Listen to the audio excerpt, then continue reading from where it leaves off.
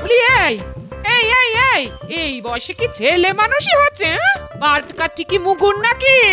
আজ যা পাট কাঠি, কাল তাই তাল গাছ, বুঝেছো? না, বুঝিনি। তবে আজ যে পাগল, কাল সে উন্মাদ, এটা জানি। হ্যাঁ, গিন্নি, জীবনের ধন কিছুই ফেলা যায় না, এটা জানো তো? জানি না আবার, হাড়ে হাড়ে জানি। নইলে এই বয়সে পাট কাঠি দিয়ে কেউ মুগুর ভাজে? ছোটবেলায় কত কুস্তি লড়েছি, আজ সে কথাটা মনে পড়ে গেল গিন্নি। ভাবলাম পাট কাঠি দিয়ে শুরু করা যাক না, পরে না হয় লোহার মুগুর নেব। মুগুর চোখে দেখেছো কোনোদিনও? তোলা তো পরের কথা। না তো, তাই তো পাট কাঠি দিয়ে শুরু করলাম। মুগুর না ভাজলে বুঝি পালোয়ান হওয়া যায় না? বাহ বাহ, চমৎকার একটা যুক্তি দিলে। দড়না টেনেই কেউ যদি মাঝি হয়ে যায়, তবে তো নৌকোয় কেউ উঠবে। বুঝেছি, খাট হয়েছে বাবা, এই ভুল আর করবো না, কথা দিলাম।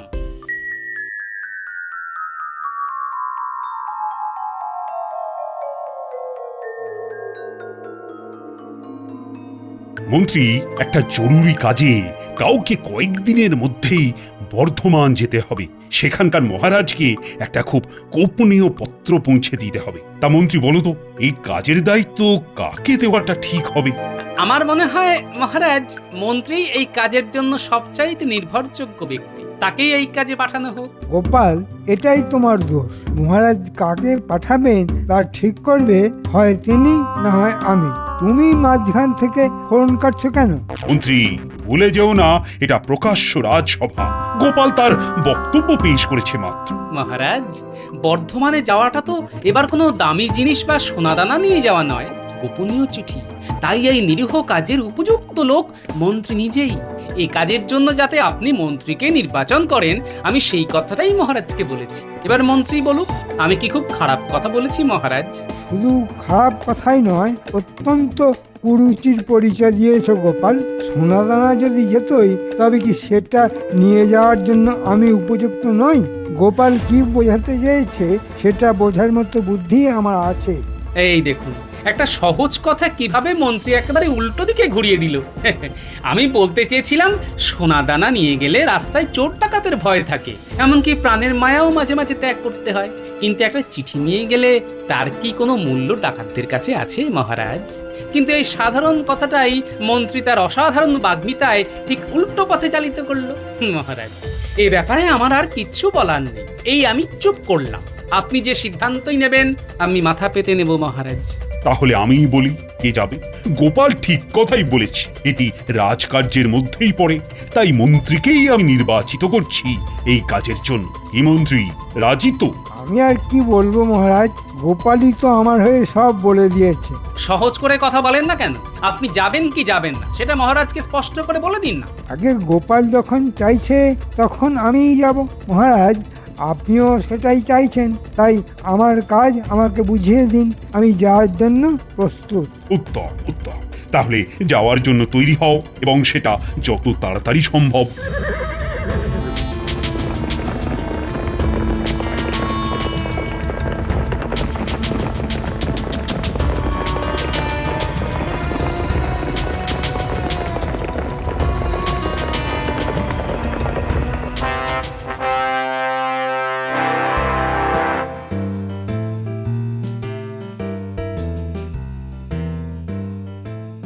বাহ বাহ বাহ বাহ বাহ বাহ, কি চমৎকার চেহারা! তোমরা সবাই দেখো, দেখো, এই না হলে পালোয়ান। খুব খুশি হলাম তোমার খেলা দেখে, খুব খুশি। মহারাজকে খুশি করতে পেরে আমার জীবন ধন্য হয়ে গেল। তা তুমি তো কুস্তি করো। আগে হ্যাঁ মহারাজ, 10 রাজ্য ঘুরে অনেক পালোয়ানের সঙ্গে কুস্তি করেছি, কিন্তু আমার কাছে কেউ দাঁড়াতেই পারেনি, সবাইকে কাট করেছি। এখন খুঁজে দেখছি আর কেউ বাকি আছে কিনা। মহারাজের জয় হোক। আমাদের মহারাজ আপনাকে এই গোপনীয় পত্র দিয়েছেন, সেটা দিতেই আমার এখানে আগমন। আপনি উত্তর দিলেই আমি আবার ফিরে যাব। দাও, পত্রটা দাও। ততক্ষণে তুমি এই পালোয়ানের শরীরটা দেখো। হ্যাঁ হ্যাঁ হ্যাঁ, যেন মন্দিরের দেওয়ালে আঁকা মূর্তি। পালোয়ান, ইনি কৃষ্ণনগরের মন্ত্রী। ওনাকে খেলা দেখাও, দেখাও দেখাও। বাহ বাহ, কি সুন্দর তোমার শরীর। মহারাজ ঠিকই বলেছেন, এই শরীর যেন মন্দিরের ভাস্কর্য। তা তুমি কি কুস্তি লড়ো? আরে ওর মুশকিলটা হলো 10 রাজ্যের কেউই ওর সঙ্গে কুস্তিতে পেরে ওঠেনি। তাই ও আর কেউ বাকি আছে কিনা তাই খোঁজ করছে। তা তুমি জানো এমন কোনো পালোয়ান আছে কিনা যে ওর সঙ্গে লড়তে পারে? হ্যাঁ, একজন আছে, সে নিজেকে মস্ত পালোয়ান মনে করে। মহারাজ, তার নাম হয়তো শুনেছেন। কে বলো তো? আমি চিনি এমন কোনো পালোয়ানের নাম তো মনে পড়ছে না। না, আগে তার নাম গোপাল ভাঁড়। গোপাল মানে তোমাদের রাজ্যের ভাঁড়? হ্যাঁ, তাকে তো চিনি। সে আবার কবে থেকে কুস্তিগির হলো? হ্যাঁ, মহারাজ, গোপাল জীবনে অনেক কিছুই করেছে। প্রথমে কুস্তিগির হওয়ার চেষ্টা করেছিল, সেখানে সবার কাছেই হারতে হারতে নাপিত হলো। সেখানেই এর চুল কাটতে গিয়ে ওর কান কাটে, আবার এর গোপ কাটতে গিয়ে ওর মাথা মুড়িয়ে দেয়। তারপর আমাদের মহারাজকে ভালো মানুষ পেয়ে তার ভাঁড় হয়ে গেল। তবে শুনেছি ওনাকে এখনো কুস্তির আখড়ায় যায়। কি বলছো? মানে কিছু তো বুঝতে পারছি না। গোপাল কখনো কুস্তি করতো এটা তো আমি বিশ্বাসই করতে পারছি না। হ্যাঁ, আচ্ছা, আপনার পালোয়ানকে বলুন ও যেন বলে সে কৃষ্ণনগরের পালোয়ান গোপাল ভাঁড়ের সঙ্গে লড়তে চায়। এই কথা রটিয়ে দিলেই দেখবেন গোপাল রাজি হয়ে যাবে। এ ব্যাপারে আমি আপনার সঙ্গে বাজি ধরতে পারি, আর এই রটনার কাজটা আপনিই করবেন। কে এই গোপাল ভাঁড়? আমি ওকে কিসে সব হাড় গোড় ভেঙে দেব। না না, তা করতে যেও না পালোয়ানজি, প্রাণেই মেরো না। দেখো পালোয়ান, গোপাল যেন প্রাণে বেঁচে থাকে। হ্যাঁ, মাটিতে বারবার ফেলো, কিন্তু দেখো ওর যেন কোনো গুরুতর আঘাত না লাগে। বুঝেছো তো? যথা আজ্ঞা মহারাজ।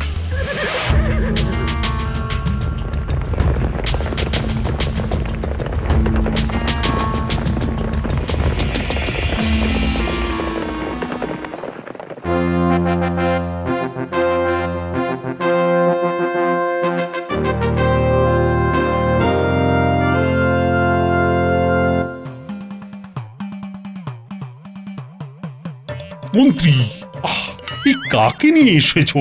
এরকম চেহারা তো সচরাচর দেখা যায় না। এ কি পালোয়ান? কুস্তি করে? আগে হ্যাঁ মহারাজ, এর শরীরের পেশি দেখলে মন ভালো হয়ে যাবে, দেখবেন নাকি? নিশ্চয়ই মন্ত্রী, দেখব। পালোয়ান, দেখাও তো তোমার এই সুগঠিত পেশির খেলা। এই দেখুন আমার শরীর কেমন কথা বলে। বাহ বাহ বাহ বাহ, এ কি শরীর নাকি পাহাড়! আহাহাহা, সবার শরীর যদি এমনটা হতো। মহারাজ, আপনি প্রীত হয়েছেন শুনে আমি ধন্য হয়ে গেলাম। তা তোমার এখানে আগমনের কারণ? মহারাজ, 10 রাজ্য ঘুরে এমন কোন পালোয়ান পেলাম না যে আমার সঙ্গে কুস্তিতে জয়লাভ করেছে, তাই এখানে এলাম। এখানে কেন? মানে সেরকম পালোয়ান এখানে আছে বলে তো শুনিনি যে তোমার মতো ভীমের সঙ্গে লড়াই করতে চায়। মহারাজ, শুনেছি আপনার সভায় গোপাল ভাঁড় বলে একজন পালোয়ান আছে। আমি তার সঙ্গে লড়তে এসেছি। তাকে হারাতে পারলে কোনো রাজ্যেই আমার আর কোনো প্রতিদ্বন্দ্বী থাকবে না। হ্যাঁ, কি কি কি বললে তুমি? গোপাল ভাঁড় সে লড়বে তোমার সঙ্গে কুস্তি? এই বুদ্ধি তোমাকে কে দিয়েছে? নিশ্চয়ই আমার মন্ত্রী। মহারাজ, এমন কাজ আমি করতে পারি? গোপাল আমার কতদিনের সহকর্মী, তার কোনো ক্ষতি হোক সেটা আমি চাইবো? এটা হতে পারে? পালোয়ান, কে তোমাকে গোপালের নাম বলেছে? সে যে পালোয়ান সেটাই বা তোমাকে কে বলল? বর্ধমানে সবাই মহারাজ, ওরা বলল গোপাল মস্ত পালোয়ান। ওকে যদি তুমি পরাজিত করতে পারো তবেই বুঝবো তুমি সর্বশ্রেষ্ঠ কুস্তিগীর। মহারাজ, এই কথাটা পালোয়ান যে ভুল কিছু বলেনি। আজ পর্যন্ত আমাকে কেউ হারাতে পারেনি। আর পালোয়ান যখন চাইছে, হয়তো অনেকেই তাই চেয়েছে, তাই আমি রাজি মহারাজ। কি বলছো তুমি গোপাল? এই ভীমের মতো পালোয়ানের সঙ্গে তুমি লড়াইটা করবে আর তোমার মৃত্যুর জন্য দায়ী হয়ে থাকবো আমি? না না না না, সেটা হতে পারে কখনো? মহারাজ, এই লড়াইয়ের সঙ্গে আমাদের রাজ্যের সম্মান জড়িয়ে আছে। গোপাল যদি পরাজয়ের কথা চিন্তা করে পিছিয়ে যায় তবে তা খুবই অসম্মানের হবে। আমার মনে হয় গোপালের রাজি হয়ে যাওয়া উচিত। তুমি তো বলেই খালাস, কিন্তু এই ভীম বাহাদুরের সঙ্গে কুস্তি লড়তে গিয়ে যদি গোপালের প্রাণ সংশয় হয়, তার দায়িত্বটা বা দায়টা কে নেবে? হ্যাঁ, না মহারাজ, আমি কুস্তিগীর, খুনি নই। গোপাল ভাঁড়কে শুধু দু পাক আকাশে ঘুরিয়ে আলতো করে মাটিতে শুইয়ে দেব, আমি আপনাকে কথা দিলাম। মহারাজ, এর উল্টোটাও তো হতে পারে, আপনি দুশ্চিন্তা করবেন না। দাদু, তুমি নাকি কুস্তি করবে এক পালোয়ানের সঙ্গে? তুই কি করে জানলি? আমি কেন, সারা নগর জানে, আমি তো সেখান থেকেই শুনলাম। কি বলছে রে লোকে? নিশ্চয়ই আমাকে নিয়ে হাসাহাসি করছে। তা একটু করেছো বটে, তবে সবাই চাইছে তুমি জিতে কৃষ্ণনগরের সম্মানটা রক্ষা করো। কিন্তু তুমি পারবে কি করে? ওই পালোয়ানের চেহারাটা তো পাহাড়ের মতো। ওরে, চেহারা থাকলেই কি জেতা যায়? প্রকৃতি কি মানুষকে মস্তিষ্ক দেয়নি রে? তার তবে কাজটা কি? দাদু, তুমি কিন্তু আবার লড়াই করতে যেও না। পালোয়ানকে কিন্তু সামনাসামনি পটকানো খুব সহজ হবে না। তা জানি, কিন্তু বুদ্ধিং যস্য বলং তস্য, বুদ্ধিটা একটু খাটা, ঠিক পথ পেয়ে যাবি। তুমি ভাবো আমরা কাজটা করে দেব। একটু ভেবে তারপর তোদের বলবো। আচ্ছা।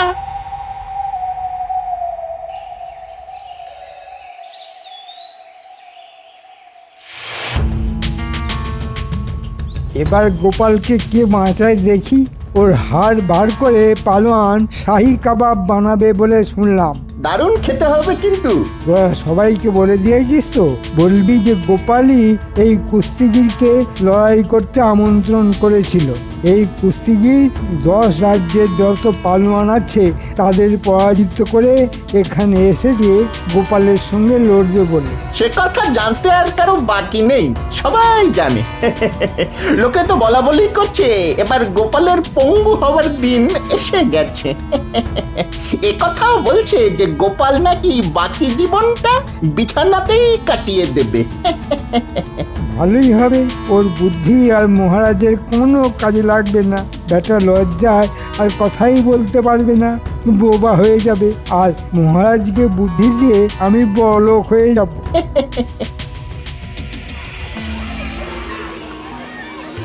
দেখে নিন, এই সেই পালোয়ান যার সঙ্গে গোপালের লড়াই হবে। সবার কিন্তু আশা চাই। এটা গোপাল কি করলো? এই ভীমের মতো পালোয়ানের সঙ্গে কুস্তি করবে আমাদের গোপাল ভাঁড়?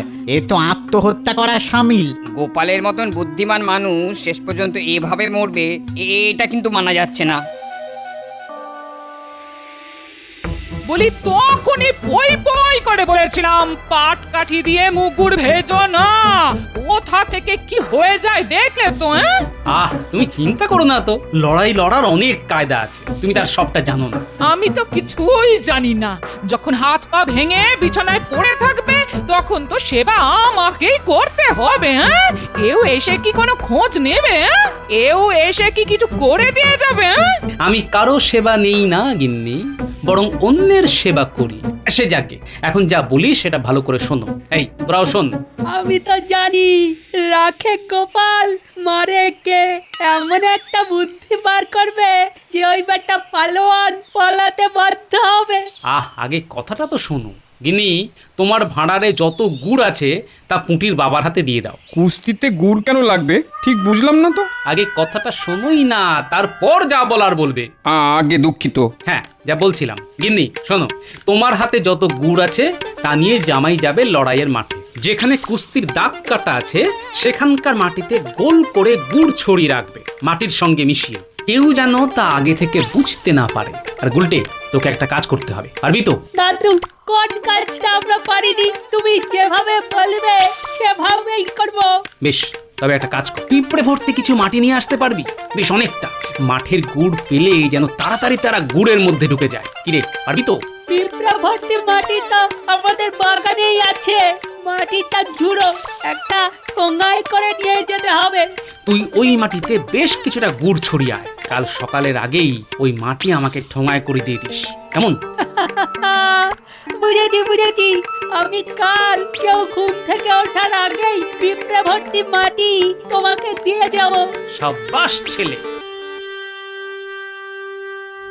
কাজটা কিন্তু ভালো হলো না মহারাজ, এটা মন্ত্রী চালাকি বলেই মনে হচ্ছে। আমি তা জানি রানী। গোপালকে পঙ্গু করে দেওয়ার জন্যই ও ওই পালোয়ানকে এখানে ডেকে এনেছে। কিন্তু গোপাল যে কেন রাজি হতে গেল? ও তো না করলেই হয়ে যেত। মহারাজ, গোপাল নিশ্চয়ই কোনো উপায় বার করে রেখেছে। ওহ, তোমার কথাই যেন সত্যি হয় রানী। আমাদের গোপালের যেন কোনো ক্ষতি না হয়।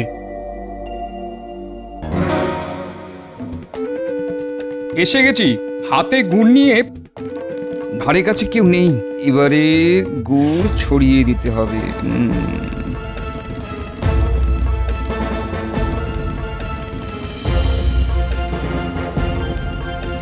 ওই তো গাছটা, ওর মাটিতেই পিঁপড়ের বাসা ভর্তি। এবার আরো গুড় ছিটিয়ে দিলাম, কত খাবি খা। কাল সকালে কিন্তু কাজের কাজটা করতে হবে। কিরে, বুঝলি রে লক্ষ্মী পিঁপড়ের দল? যাক, কুস্তির জায়গাটা একেবারে গুড়ে মাখামাখি করে দিয়েছি। কাল এমনিতেই এমন পিঁপড়ে আসবে যে পালোয়ানের পালানো ছাড়ার কোনো পথ থাকবে না।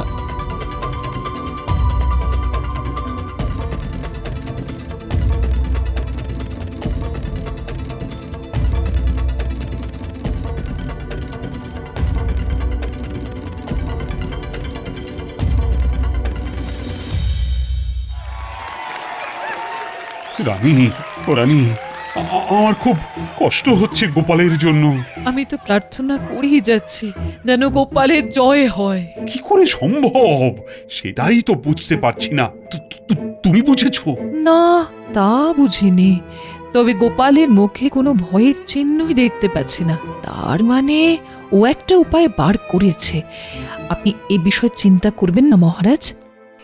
আমার একদিকে আছে আমাদের গোপাল, যাকে আপনারা ভাঁড় বলেই জানেন। খুব ভালো কথা বলে। সেটা কতটা কাজের আর কতটা অকাজের সেটা নিয়ে আমি কোনো মন্তব্য করতে চাই না, অন্তত মহারাজের সামনে। উনি সবই জানেন। শুনলে রানী, গোপালকে কিরকম অপমান করছে মন্ত্রী। আমার ইচ্ছে করছে না গিয়ে ওর কানটা মুলে দিই। তা আমাদের গোপাল ভাঁড়ের খুব নামডাক, তা আপনারা সবাই জানেন। তা শুনে এই পালোয়ান সুদূর দেশ থেকে এখানে এসেছে গোপালের সঙ্গে কুস্তি লড়ার জন্য। আর হ্যাঁ, গোপাল এই পালোয়ানের সঙ্গে লড়ার ইচ্ছেতে রাজি হয়ে যায়। আজ তারই পরীক্ষা হবে। আসুন আমরা এখন এই কুস্তি দেখি।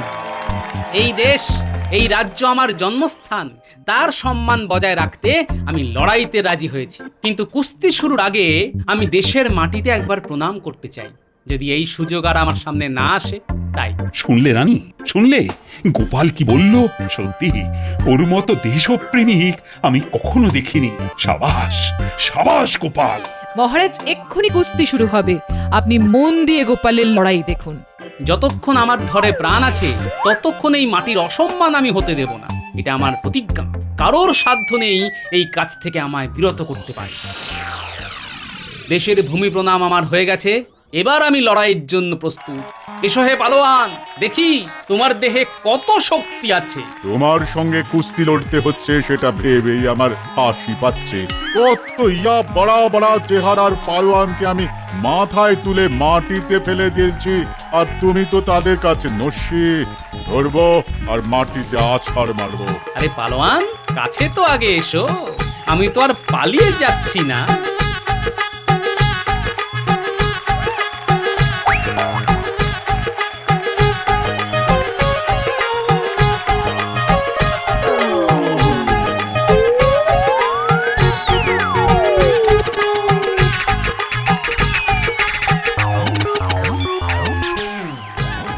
মরে গেলাম, মরে গেলাম, বাপরে বাপরে, এত পিঁপড়ে করতে গেল। মরে গেলাম, মরে গেলাম, মরে গেলাম। গোপাল, গোপাল, গোপাল। না না, আমি আর পারছি না, আমি আর পারছি না। পালাই পালাই পালাই, আমি লড়বো না, আমি পালাবো, আমি পালাবো। আরে আরে পালোয়ান পালাচ্ছে, এও কি সম্ভব রানী? সব সম্ভব। গোপালের পক্ষে কোনো কিছুই অসাধ্য নয় মহারাজ। আমার সঙ্গে লড়াই করতে গিয়ে ভয় পেয়ে পালোয়ান মাঠ ছেড়েই পালালো। মহারাজ, তাহলে এই লড়াইতে কে জিতলো? কে আবার? তুমি জিতেছো। আর শুধু তাই নয়, তুমি কৃষ্ণনগরের সম্মান রেখেছো। জয় জয় গোপালের জয়, জয় গোপালের জয়। আরে ও পালোয়ান, কি আশ্চর্য! তুমি মাঠ ছেড়ে পালালে কেন? এখন আমি মুখ দেখাবো কেমন করে? মাথা খারাপ, পিঁপড়ের সঙ্গে লড়বো কেমন করে? আরে আমি তো সেটাই বলছি। গোপাল তোমার সামনেই একটা পিঁপড়ের মতো, আর ওর ভয়ে তুমি মাঠ থেকে পালিয়ে এলে, এই তোমার সাহস! ছি ছি ছি। ওসব বড় বড় কথা আমাকে বলে লাভ নেই। পিঁপড়ের কামড় আমি খেতে পারবো না। তুমি একটা হতচ্ছাড়া, আমাকে পিঁপড়ের কামড় খাওয়ালে। তুমি আমার বুকে এসো গোপাল। এই অসম্ভব ব্যাপারটা কি করে ঘটালে তা আমি কিন্তু এখনো বুঝতে পারিনি। আমি পেরেছি, আর এই জন্যেই গোপালকে রক্ষা কারো পক্ষে সম্ভব নয়।